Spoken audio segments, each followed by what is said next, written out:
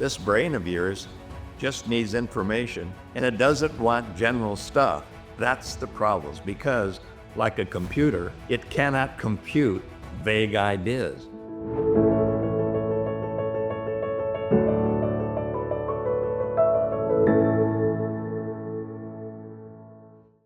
So during the 1960s, I became assistant to the president for the Salk Institute for Biological Studies in La Jolla, California. And my mentor and my boss was Dr. Jonas Salk, the inventor of the first effective polio vaccine. And he told me that I should not tell people that they can walk on water. I should tell people things optimistically that they actually could achieve. He didn't want me to spread optimism unless we had a focus. He believed in science. So he said, Dennis, you're an optimistic guy, you're Jiminy Cricket, you got a lot of great ideas. Just be careful to get science-based information and don't gloss over things. In other words, give people things concretely that they actually can do, and don't make everybody think that he or she can be emperor, president, the celebrity, the best, the most. Just give them an opportunity. So I did. And Dr. Salk introduced me to some very interesting people that helped me get a little clearer. I mentioned yesterday that he introduced me to Viktor Frankl. And we said that Viktor Frankl was the leader of the resistance movement in Auschwitz, a psychiatrist who gave people a goal of getting through the next 6 months, of getting back to their homeland, of seeing loved ones again, any reason to stay alive. And then he told them also, if they would share their last piece of bread, they would live longer than if they ate it.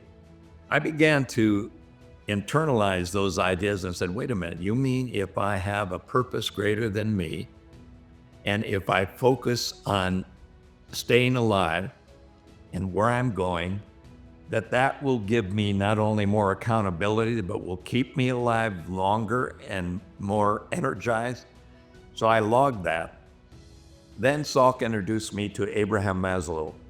And Abraham Maslow was the head of the American Psychological Association and had Maslow's hierarchy of needs, which started from survival to, shall we say, self-actualization. The stair step up the ladder to the final idea of becoming all you can be, and not trying to be a high achiever for material goods, but to be totally enlightened. But when you looked at Maslow, you saw there were steps that you had to take. It was kind of an incremental journey. I logged that in my mind. And Dr. Salk introduced me to William Glasser, who talked about looking inside yourself. He introduced me to other people like Hans Selye, who invented the word stress as it involved the human body.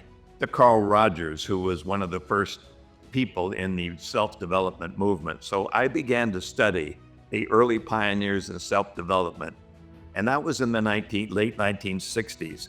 And something else happened as we began to approach the 1970s, is that I read a book by Maxwell Maltz. Dr. Maxwell Maltz was a plastic surgeon, and the book was called Psycho-Cybernetics. I liked the sound of it because I was an ex-Navy carrier pilot, and anything to do with psycho-cybernetics, kind of the mind is a homing torpedo. I love that. So the brain is a homing torpedo, a navigational guidance computer inside this target-seeking mechanism. I got it. It resonated with me because I used to have these missiles that I would drop from my plane, and they would use celestial navigation, and they would make corrections to a defined target. And the target had to be on the horizon, couldn't be too far. If it was too far, there was no feedback. So it just, what the missile would do, or the torpedo, it would wander aimlessly around and then self-destruct, because it had no target and no feedback and no way to continue to monitor the progress to the target. I love psycho-cybernetics because it began to explain to me psycho-mind, cybernetic steering by the mind, and it was one of the first kind of scientifically motivated things for me. So I logged that, and I began to teach programs in the late 1960s on something called POW, Because what happened to me in the 1970s is I began to study the returning prisoners of war from the Korean War. So in the Korean War, no American prisoner ever escaped from a minimum security camp, but many escaped from a maximum security camp. I was fascinated. Because I'd been a Navy pilot and because I understood that we might be taken prisoner, I understood that we had to go through, shall we say, survival training. I couldn't believe that no one would try to escape and would escape from a minimum security camp, so I coined a term, POW. And I knew it was prisoner of war, but I thought maybe it was prisoner of your world, your imaginary world, prisoner of your work, prisoner of your weight, putting on weight, Prince of Wales. I knew that life is a perception through the eye of the beholder. And it's not so much what happens to you, it's how you take it and what you make of it. So I took POW and created psychology of winning as a metaphor, as an acronym. And I began to study the prisoners of war coming back from Korea. And therein began my definitive concept of goal setting. The Chinese had come down from China into North Korea, and our prisoners of war were there, and the Chinese are masterful interrogators. They can ask questions and draw out of you everything they need so that then they can tell you what they want you to know. They're very good at that, and they were all educated in the United States. And here were the questions to the prisoners that were just captured. Hi, soldier, where are you from? San Diego. Oh, good. Got a girl back home? No, she probably left by now. Okay. Any religious belief? How about your education? Are you going to go to college when you get back? Or what are you fighting for? Well, you got drafted? Of course you did. We all do. We don't want to fight, do we?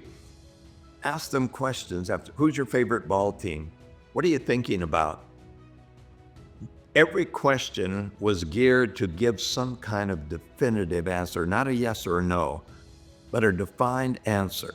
How much money? What do you think you need to earn? Just innocent questions, but it was very easy for them to pick out purposeful, purposeless, people who were leaders, people who were followers, people who had the idea and the clarity, people who were following the leader. And so they began to differentiate, and they put the leaders in a maximum security camp, the ones who could answer specific questions. They put the ones that were vague and not sure in a minimum security camp, and those were the ones that got indoctrinated. In those days, it was called brainwashing. And brainwashing was filling people with ideas when they're either tired, when they're relaxed, when the lights are on, when they're afraid, when they're stuck in place, and you feed them full of this information, and they're afraid. But the Chinese would say, don't worry, we're not going to hurt you as long as you listen to what we have to say. We think we have a better way of life. We think that our way is better than your way. And we know that you think you're fighting for freedom and whatever. But we think we have a better way. And if you just listen and read our material, hey, you're going to stay alive. And besides, we have some nice bunks for you, blankets, cigarettes. We have some better food for you. And we're going to treat you right. You treat us right. You tell us what we need to know about your unit, about what your unit is doing. And we'll give you an opportunity to relax and enjoy and to learn. Minimum security camp. Incredibly, the disease rate was 50 times greater than the maximum security camp. Incredibly, these young soldiers and airmen with no idea of where they were going or what they were fighting for or anything specific, many of them didn't make it. They died because they had no cause to live and they thought they might be there for years and years. Death rate up, disease rate up. And so I was just stunned. I listened to the interrogation tapes. I began to study it, and I wrote a doctoral dissertation on why no American prisoner ever escaped from the minimum. They had no guard dogs. There was no barbed wire. There were no machine guns. Hey, they could have walked away, but they had nowhere to go. They had nowhere that they were absolutely obsessed with going.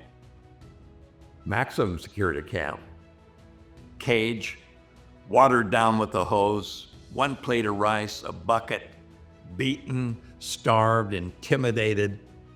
But they're leaders. Where do I want to go? I want to go home. I want to go home. I want to go home to my family. I have my deep religious or spiritual belief. I have something I want to do. I want to get home, and I'm getting back to my unit. And many of those soldiers escaped from the barbed wire, underneath, digging, getting any way they could. And what I learned from that is the difference between vague and specific, leaders and followers.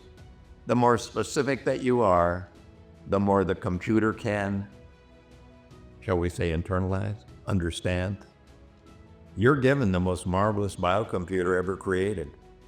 It created all the other computers. It created every smartphone. It created virtual reality. It created artificial intelligence. This brain of yours just needs information, and it doesn't want general stuff. That's the problem. It does not want vague ideas because, like a computer, it cannot compute vague ideas. Try to put in your computer, looking for something. Go ahead and Google it. Looking for something, not sure what it is. Looking to be better than I am. See what kind of feedback you get. You're going to get a lot, but it's going to be very difficult unless you refine it down and you put in some words that are keywords to be specific. And that's one of the most important things you can do, is refine where you want to go in life to specific visual images, words, emotional feelings, colors, textures, everything you can do to put it in a format that your brain can say, okay, now you're getting there. Now I'm beginning to understand you. So you want it to be a red Lexus. What kind of red? Okay, at what kind of color seat? You want those color seats. Okay, and what kind of power? You want front wheel, all wheel. Okay, you got that. So the more specific you are, the more the brain will look for it for you, using, as we said yesterday, the reticular activating system and this marvelous ability of cybernetics to look for what you're telling it that you want.